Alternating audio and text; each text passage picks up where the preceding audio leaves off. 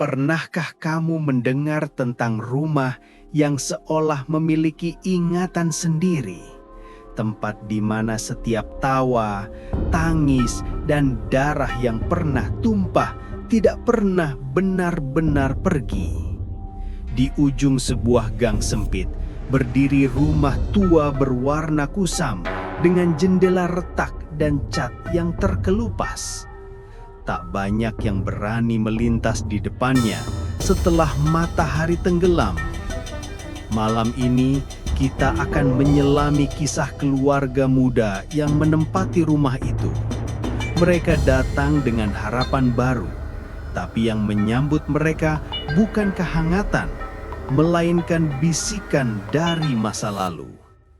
Inilah kisah bayangan pengantin di loteng.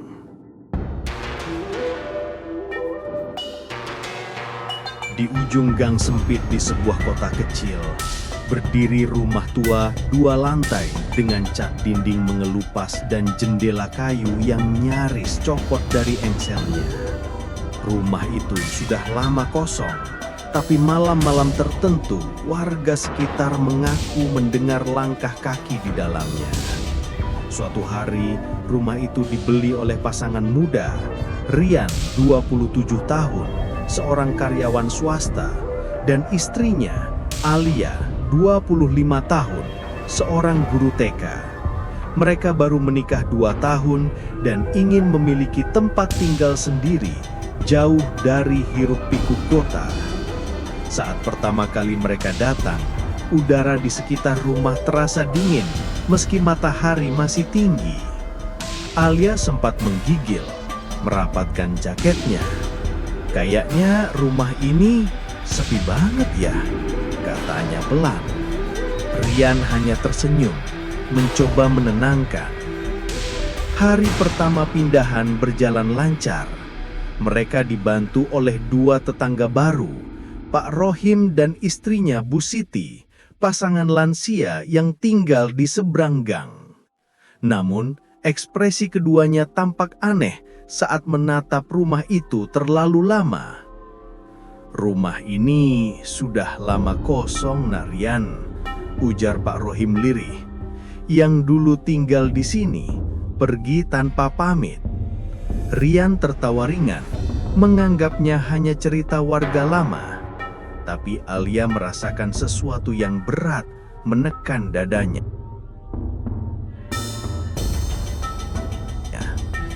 Malam pertama mereka di rumah itu tenang, hanya suara jangkrik dan angin berdesir di sela jendela tua. Namun menjelang tengah malam, Alia terbangun mendengar suara langkah pelan dari atas plafon. "Rian, kamu dengar nggak?" bisiknya, tapi suaminya masih tertidur pulas. Suara langkah itu semakin jelas, krek, krek, krek, seolah seseorang berjalan bolak-balik di loteng. Alia memberanikan diri menyalakan lampu. Tak ada apa-apa di kamar, tapi suara itu terus terdengar. Kali ini diikuti bisikan lirih yang nyaris tak bisa dibedakan antara manusia atau hanya ilusi. Keesokan paginya, Alia menceritakan semuanya pada Rian. Ia tertawa kecil. "Mungkin tikus, sayang." Tapi entah kenapa, di bawah tawa itu, Rian juga merasa ada sesuatu yang menatap mereka dari atas. Hari berikutnya, mereka mulai bersih-bersih. Saat Rian sedang menyapu di lantai atas, ujung sapunya tersangkut di celah lantai kayu. Ketika ia menunduk, terlihat ada semacam engsel karatan tersembunyi di bawah karpet lama. Rian menarik karpet itu perlahan. Debu berterbangan, menimbulkan batu kecil. Di bawahnya terlihat penutup kayu persegi kecil dengan pegangan besi yang sudah berkarat. "Aneh, kenapa harus ditutup begini?" gumamnya. Alia datang menghampiri, wajahnya cemas. "Kamu yakin mau buka itu, Yan?" Rian mengangguk. lalu menarik engselnya dengan obeng. Suara krek keras bergema membuat Alia menutup telinganya. Saat pintu kecil itu terbuka, aroma apak langsung menyeruak. Di bawahnya, tampak lubang gelap yang menurun ke arah loteng kecil. Kayaknya ruangan tambahan deh, mungkin penyimpanan, kata Rian sambil menyalakan senter ponselnya. Ia menuruni tangga kayu tua itu pelan-pelan. Setiap langkah menimbulkan bunyi krek yang membuat bulu kuduk berdiri. Udara di bawah terasa dingin, bahkan napasnya membentuk kabut tipis. Di ruangan kecil itu hanya ada satu meja, satu kursi, dan sebuah lemari besar tertutup kain putih. Dindingnya penuh coretan aneh seperti tulisan nama-nama yang dicoret pakai arang. Alia memanggil dari atas. "Yan, cepatlah, aku nggak enak perasaanku." Tapi Rian malah terpaku di depan lemari besar itu. Tangannya gemetar saat menarik kain putihnya, dan seketika udara di sekeliling berubah dingin membeku. Begitu kain itu tersingkap, terlihat gantungan pakaian pengantin. Gaun putih panjang dengan renda usang dan jas hitam yang masih utuh meski berdebu. Rian menelan ludah, jantungnya berdegup cepat. Di rak bawah lemari itu ada sebuah bingkai foto keluarga. Rian meniup debunya pelan, lalu menatap foto itu lama. Wajah dalam foto itu membuatnya kaku, karena pasangan di foto itu terlihat seperti dirinya dan Alia. Ia memanggil Alia dengan suara bergetar. Saat istrinya turun dan melihat foto itu, tubuhnya langsung lemas. "Yan, ini kita," katanya hampir tak bersuara. Wajah di foto itu benar-benar identik, dari senyum, bentuk rambut, hingga posisi berdiri. Mereka berdua berdiri membisu cukup lama. Lalu tiba-tiba lampu ponsel Rian padam sendiri. Kegelapan menelan seluruh ruangan.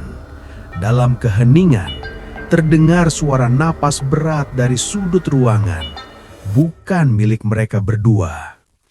Dalam gelap, Rian mencoba menyalakan kembali lampu ponselnya. Saat cahaya kembali menyala, sosok samar berdiri di belakang Alia. Gaun pengantin putih lusuh dengan wajah yang kabur, menunduk. Rian menjerit dan menarik Alia naik ke atas. Mereka menutup pintu kayu itu rapat-rapat dan menindihnya dengan lemari. Napas keduanya tersengal-sengal, dada berdegup liar. Alia menangis di sudut kamar. "Yan, itu siapa? Aku lihat bajunya sama percis kayak di foto." Rian tak menjawab. Ia hanya duduk terdiam menatap lantai, pikirannya kacau. Malam itu, mereka memutuskan tidur di ruang tamu. Namun tepat pukul 2 dini hari, televisi menyala sendiri, menampilkan gambar pengantin berdiri di depan rumah mereka. Rian buru-buru mencabut kabel TV, tapi layar masih menyala. Dari speaker terdengar suara wanita lirih, "Kembalikan milikku." Lalu layar tiba-tiba gelap total. Sejak kejadian itu, Alia sering terlihat murung. Setiap kali menatap cermin, ia merasa bayangannya tersenyum lebih lama daripada dirinya sendiri. Rian mencoba menenangkan diri dengan kembali bekerja, namun tiap kali ia pulang, ia menemukan foto pengantin itu berpindah tempat, kadang di meja makan, kadang di kasur mereka.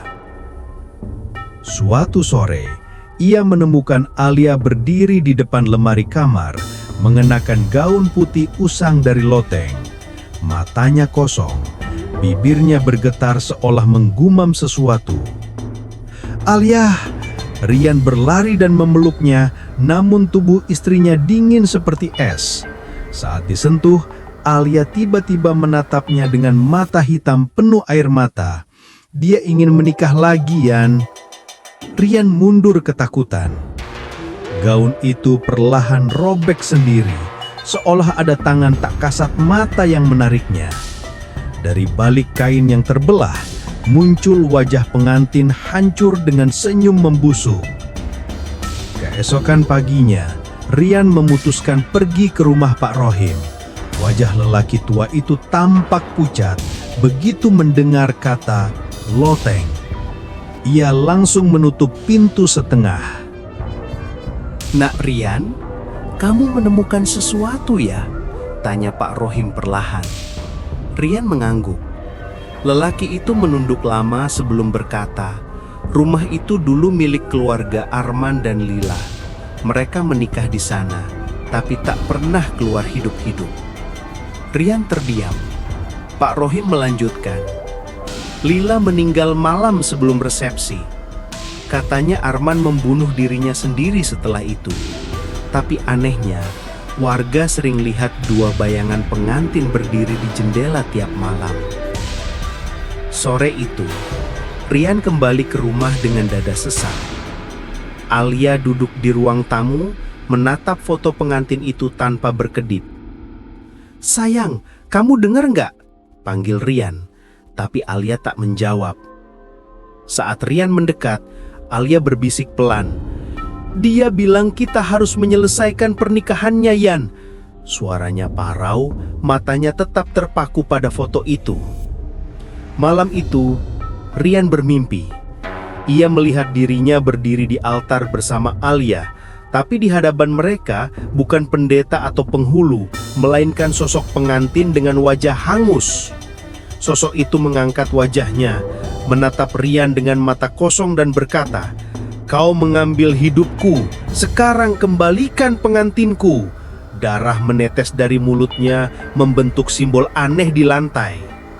Rian terbangun dengan teriakan. Tubuhnya basah keringat, namun ia mendapati Alia tidak di sampingnya. Ia mencari ke seluruh rumah hingga mendengar langkah dari arah loteng. Ia membuka penutup lantai itu dengan tangan gemetar. Tangga ke loteng sudah terbuka, dan dari bawah terdengar suara isak lirih, suara Alia. Saat naik ke atas, Rian melihat Alia mengenakan kembali gaun pengantin itu, berdiri di depan cermin besar yang retak. "Aku harus menikah dengannya, dia sudah menunggu terlalu lama," katanya sambil tersenyum tanpa jiwa. "Alia, lepas gaun itu!" teriak Rian mendekat dengan panik. Tapi Alia menatapnya dengan pandangan kosong. Dari cermin di depannya, sosok pengantin lain muncul, berdiri di balik bayangannya. Suara serak bercerita dengan menakutkan. Perlahan namun jelas, sosok dalam cermin itu tersenyum lebar. Senyum yang tak manusiawi. Gaun lusuhnya perlahan meneteskan darah di lantai kayu. Sementara bayangan di belakang Alia mulai bergerak sendiri. Rian memeluk istrinya dari belakang, mencoba menariknya menjauh. Tapi sesuatu menahan tubuh Alia kuat-kuat, seolah ada tangan lain yang menggenggam dari dalam cermin. "Kembalikan dia padaku!"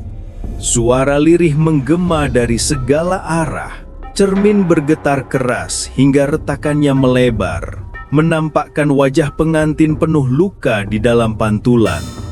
Rian meraih bingkai foto di lantai dan melemparkannya ke arah cermin.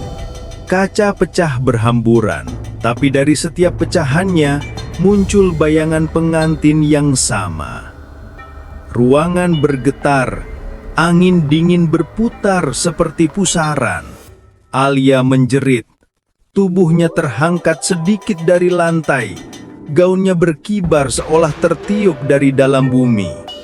Rian memeluk Alia erat, berteriak memanggil namanya berulang-ulang. "Alia, ingat aku!" Tangisnya pecah, sementara gaun putih itu mulai memudar jadi abu di udara. Sesaat kemudian, keheningan menyelimuti. Alia terkulai lemah di pelukan Rian, tapi di pipinya masih ada sisa noda hitam seperti jelaga. Dari pojok loteng, sisa kain pengantin bergoyang sendiri. Di antara abu dan pecahan kaca, tampak tulisan samar di dinding. Cinta tak pernah mati. Rian menatapnya dengan napas tersengal, menyadari bahwa roh itu belum benar-benar pergi. Di pantulan kaca kecil di lantai, ia melihat dua sosok berdiri di belakangnya, dirinya dan Alia, tapi keduanya tak berkedip. Pagi harinya, Rian memutuskan mereka harus pergi. Ia mengemasi barang-barang, wajahnya pucat dan matanya merah akibat tidak tidur semalaman. Alia diam saja, sesekali melirik ke arah tangga menuju loteng. "Kita nggak bisa tinggal di sini lagi, Li," ucap Rian dengan suara tegas tapi bergetar. Alia hanya menjawab lirih, "Kalau dia ikut, bagaimana?" Rian menarik tangan Alia keluar rumah. Namun, begitu pintu dibuka, pemandangan yang mereka lihat bukan halaman depan, melainkan ruang tamu mereka sendiri. Ia menutup pintu cepat-cepat, lalu membukanya lagi. Hasilnya tetap sama. Rumah itu seolah menggulung mereka ke dalam dirinya sendiri. Alia mulai menangis. "Dia nggak mau kita pergi," ucapnya pelan. Di dinding belakang, foto pengantin itu kini tergantung kembali, meski sebelumnya sudah dibakar. Rian mendekat dan melihat sesuatu yang berbeda di foto itu. Wajah pria di dalamnya kini tersenyum lebar, tapi bukan wajahnya sendiri. Senyum itu tampak busuk, seperti daging yang membusuk perlahan. Suara langkah kaki terdengar dari arah belakang. Klep, klep, klep, perlahan tapi pasti. Rian berbalik namun tidak ada siapa-siapa. Lampu rumah berkedip. Dari bayangan di lantai terlihat 3 sosok, padahal hanya 2 orang di sana. Bayangan ketiga memakai gaun pengantin. Rian memeluk Alia erat, berlari ke arah jendela. Tapi kaca jendela kini memantulkan wajah mereka dalam versi lain. Pucat, membusuk, dan tersenyum seperti di foto itu. Dari balik pantulan itu, sosok pengantin menepuk bahu Alia pelan. Rian menjerit, tapi semuanya mendadak membeku. Udara, suara, bahkan napas mereka. Lalu layar dunia di sekeliling mereka gelap. Malam itu, Rian memutuskan untuk menghadapi semuanya. Ia membawa palu besar dan menatap pintu rahasia di loteng. "Cukup," katanya lirih. Suaranya bergetar karena ketakutan yang bercampur tekad. Ia menghantam dinding di sekitar pintu itu. Dari dalam, terdengar suara tangisan perempuan dan aroma bunga melati yang semakin menyengat. Dinding runtuh menampakkan ruangan gelap berisi 5 peti kayu kecil. Di setiap tutup peti, ada foto keluarga. Wajah mereka sendiri tampak pucat seolah sudah meninggal. Rian berteriak memanggil Alia. Tubuhnya bergemetar saat sosok pria tua muncul dari balik peti. Wajahnya identik dengan Rian sendiri. "Kau kembali," kata sosok itu, berat. "Rumah ini menunggu kalian seperti dulu." Rian terpaku, napasnya tersengal, pikirannya menolak kenyataan. Sementara itu, Alia berdiri di depan cermin besar yang retak. Pantulannya bukan dirinya, melainkan versi pucat dan hancur dari dirinya sendiri. Sosok pengantin muncul di belakang pantulan Alia, menepuk bahunya pelan. Ia tersenyum tanpa jiwa, menandakan rumah itu belum melepaskan mereka. Rian memeluk Alia berteriak memanggil namanya berulang kali. gaun putih pengantin perlahan memudar menjadi abu, tetapi jejak kehadirannya masih terasa di udara. Rian dan Alia terkulai lemah di lantai, nafas tersengal. Dari sudut loteng, kain pengantin bergerak sendiri. Di dinding muncul tulisan samar, "Cinta tak pernah mati." Pagi harinya, rumah tampak tenang dari luar. Warga gang melihat pintu terbuka, tapi di dalam hanya ada foto Rian dan Alia di dinding, tersenyum di bingkai berdebu. Malam berikutnya, langkah kaki dan bisikan kembali terdengar dari loteng. Itulah kisah tentang keluarga muda yang pindah ke rumah tua di ujung gang. Rumah yang ternyata menyimpan masa lalu yang gelap, bahkan mampu menelan siapapun yang berani menyingkap rahasianya. Mereka tak pernah benar-benar pergi, hanya berpindah sisi, menjadi bagian dari sejarah yang tak berhenti berulang. Kini, setiap langkah di loteng dan bisikan di malam hari hanyalah sapaan dari mereka yang tak bisa kembali. Jika kamu menyukai kisah ini, jangan lupa untuk menyalakan lonceng agar tak ketinggalan cerita seram berikutnya. Karena di setiap rumah, di setiap sudut gang, mungkin masih ada cerita yang menunggu untuk ditemukan.